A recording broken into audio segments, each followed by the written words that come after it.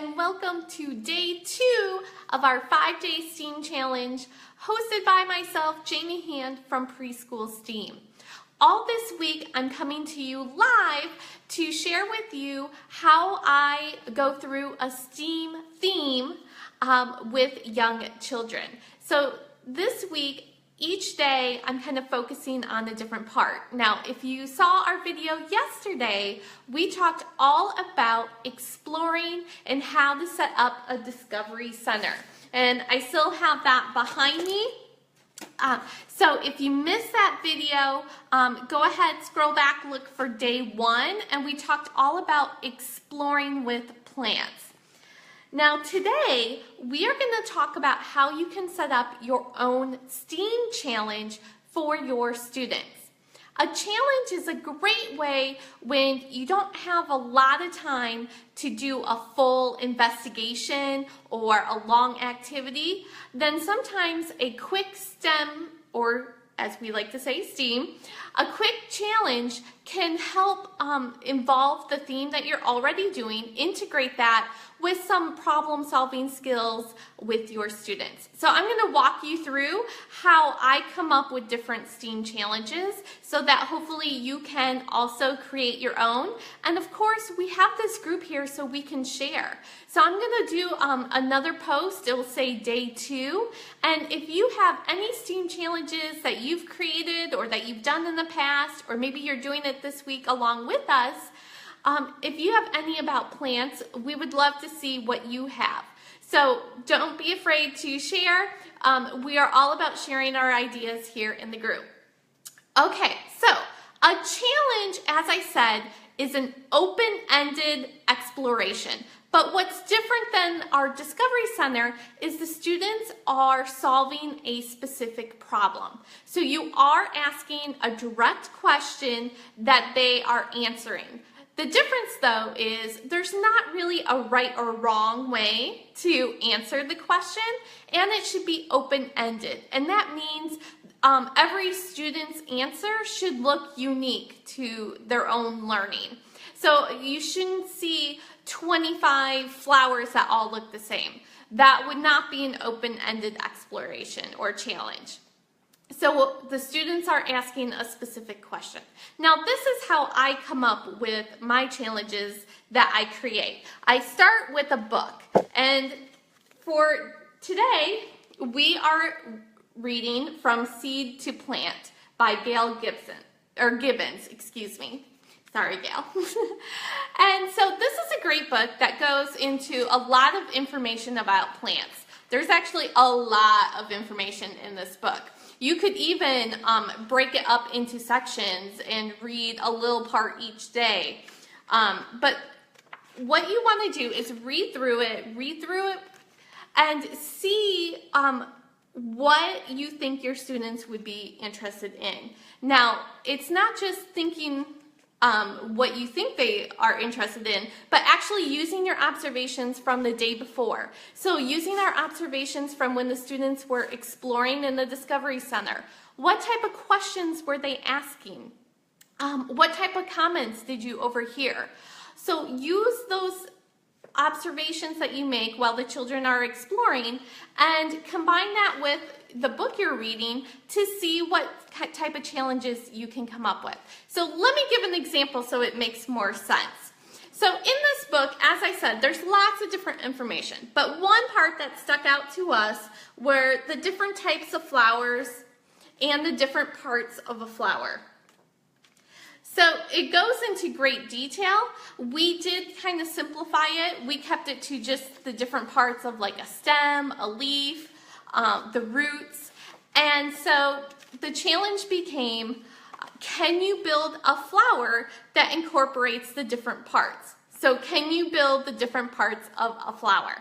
And they could create their own flower or use an example from the book or one that they see from the Discovery Center. It's all connecting that together and letting the students create. Now we kept it real simple and used Play-Doh. And I'm going to show you, we have a Play-Doh mat, and it's simply just some soil, and then the grass, and then the sky, and with the prompt, can you build the different parts of a flower? And of course, it could be a plant. You know, some plants, vegetables grow underneath the ground, some grow above. So there's lots of different ways a student could answer. You also could adapt it towards your students. So we just simply used Play-Doh and created the flowers and the different parts that way. Just to show you too. So this is simply just printed on cardstock, and then this is a clear sheet protector that we slide it into, and then that way it can be reused over time. You also could laminate it and reuse it that way. So I have this copy available. If you are signed up on our email list, you will get the link that will include the free printable. So once you're signed up, if you're already signed up on our email list, just click on Day 2's link and it's in the post there. So that's how you can get your own Play-Doh map. So we kept it real simple, but when you're creating the challenges, think about what materials you have available for the students to use. You also could do the same challenge using pipe cleaners and foam color sheets and actually have the students build a 3D model. That may be, for some of your older students, a good way to modify or adapt it. But think about the materials you have and your students' interests and what goes along with the book you're reading. And then that's how you can create your own challenge. Now, to make it easy, I gave some, in their post for Day 2, I gave some other additional ideas, and I'm going to read them and share with you now. Okay, so some different ideas, and this is, once again, based on the book From Seed to Plant, is we have, can you show the life cycle of a plant? And once again, you could use that using Play-Doh. How tall can you build a flower? So this is maybe challenging building up and then measuring, so incorporating some different math into it. What is the furthest distance you can make a seed travel? Now this is a real interesting one because in the book it talks about how seeds are traveled from place to place, whether it be through the air or by other animals or by water. So it could be a fun challenge to see how can you make a seed travel, and let them be real creative and come up with their own solutions. So that's another idea based on the book. And then the book also talks about cacti, or a cactus, and how they store water in their stem. And this is always a fun fact. So maybe you have different materials and the students try to build their own plant that can hold water inside of a stem. You could use maybe a drinking straw or something like that that can hold water within a container. I would just use probably recyclable materials for something like that.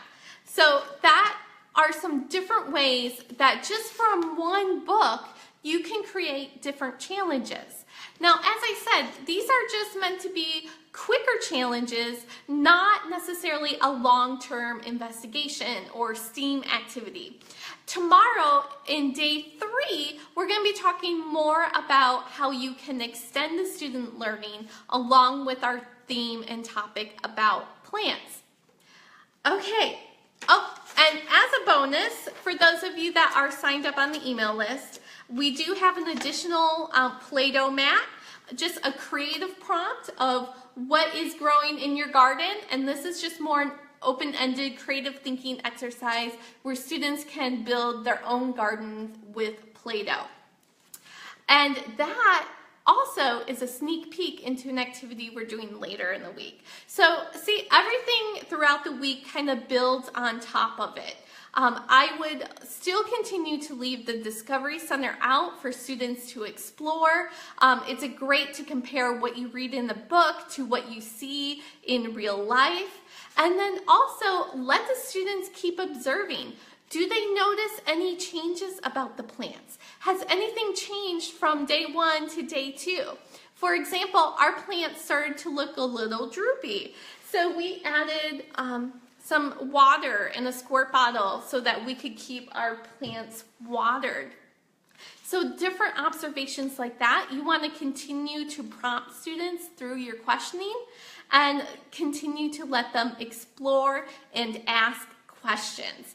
Because our goal with STEAM thinking is to have the students ask better questions, to be curious, and to want to learn more.